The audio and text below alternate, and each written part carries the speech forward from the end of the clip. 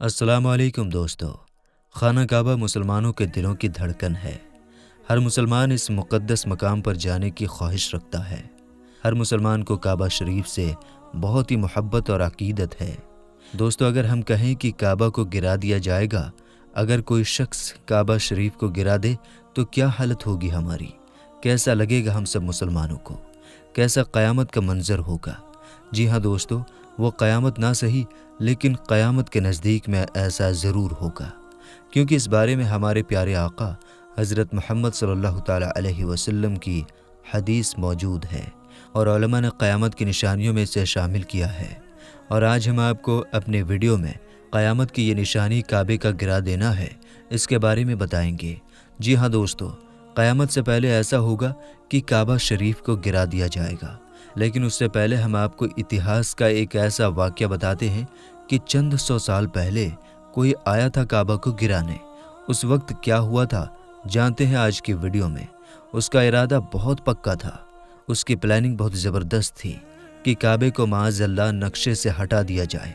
तो मेरे दोस्तों, इस वाक़ये को शुरू करने से पहले आपको उस परिंदे के बारे में जानना ज़रूरी है जिसका काम सुनकर आपका दिल खुश हो जाएगा और आप हैरान भी हो जाएंगे। तो चलिए जानते हैं इन परिंदों का क्या किरदार रहा था। दोस्तों, आप लोगों ने अबाबील का नाम तो सुना ही होगा। जो लोग अबाबील को नहीं जानते उन्हें हम बताते चलें कि अबाबील हमारी दुनिया का एक परिंदा है।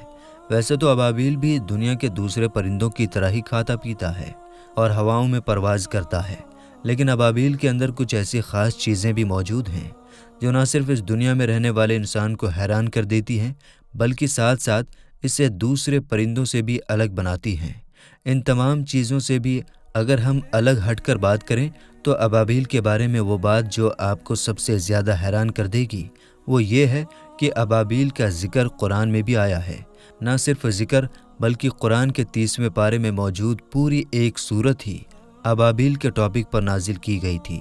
दोस्तों, अब अगर बात की जाए इस बारे में कि आखिर अबाबील परिंदे के अंदर वो कौन सी ख़ास चीज़ें मौजूद हैं जो न सिर्फ हम इंसानों को हैरान कर देती हैं बल्कि साथ साथ इसे दूसरे परिंदों से भी अलग बनाती हैं, तो आपको बताते चलें कि अबाबील ही दुनिया का वो इकलौता परिंदा है जो कि लगातार 10 महीने तक आसमान में उड़ सकता है।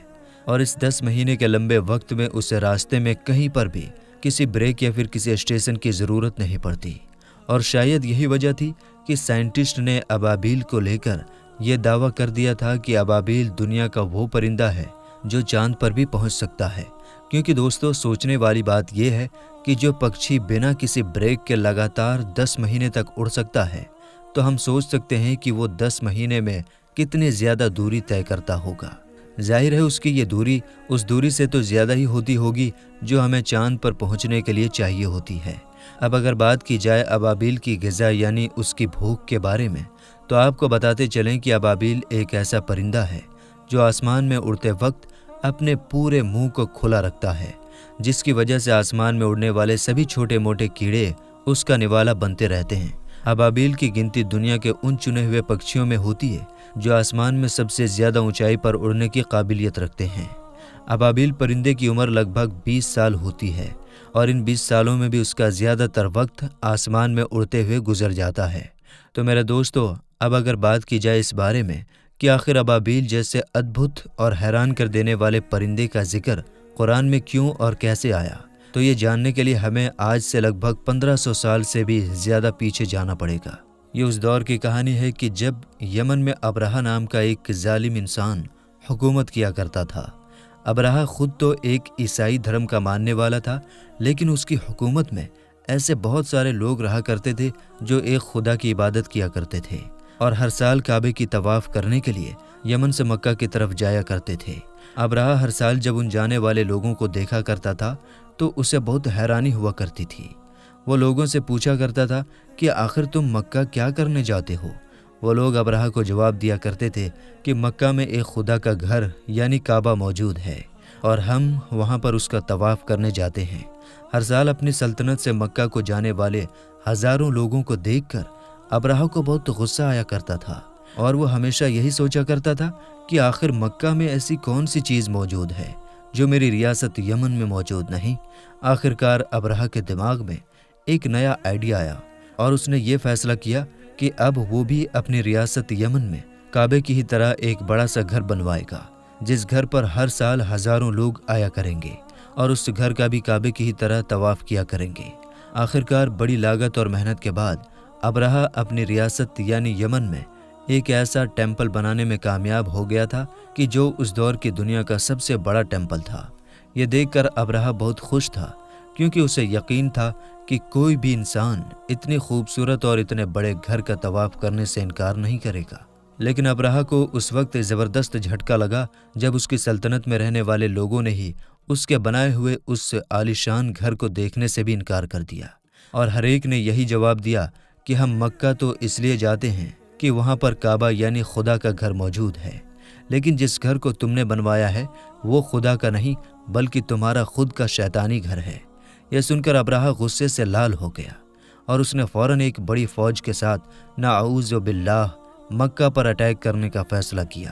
ابرہہ نے سوچا کہ کیوں نہ میں اس کعبے کو ہی اس دنیا سے ہمیشہ ہمیشہ کے لیے ختم کر دوں، کہ جس کعبے کو دیکھنے کے لیے پوری دنیا سے ہر سال ہزاروں لوگ اکٹھا ہوتے ہیں، کیونکہ جب میں مکہ میں موجود اس کعبے کو ہمیشہ ہمیشہ کے لیے ختم کرنے میں کامیاب ہو جاؤں گا تو دنیا بھر کے وہ لوگ جو ہر سال مکہ میں اسے دیکھنے کے لیے جمع ہوتے ہیں، وہ سارے کے سارے لوگ اب یمن میں میرے بنائے ہوئے عالیشان گھر کو دیکھنے کے لیے جمع ہونے لگیں گے۔ بس اسی ارادے سے ابرہہ نے اپنی ایک بڑی فوج کے ساتھ کعبے پر اٹیک کر دیا۔ دوستو، اس دوران میں مکہ میں کعبے کی دیکھ ریکھ کی پوری ذمہ داری اسلام کے آخری پیغمبر یعنی حضرت محمد صلی اللہ تعالیٰ علیہ وسلم کے دادا جان کے ہاتھ میں تھی، جنہیں ہم عبد المطلب کے نام سے جانتے ہیں، اور حضرت عبد المطلب ہی اس دور میں مکہ کے بڑے سردار بھی مانے جاتے تھے۔ لہٰذا اب ابرہہ مکہ پہنچ گیا تو اس نے مکہ شہر کے باہر ہی کنارے کنارے پر اپنی ساری فوج کے خیمے لگوا دیے۔ مکہ شہر کے باہر مکہ میں رہنے والے لوگوں کے بہت سارے جانور ٹہل رہے تھے، ان سبھی جانوروں کو ابرہہ کی فوج نے قیدی بنا لیا۔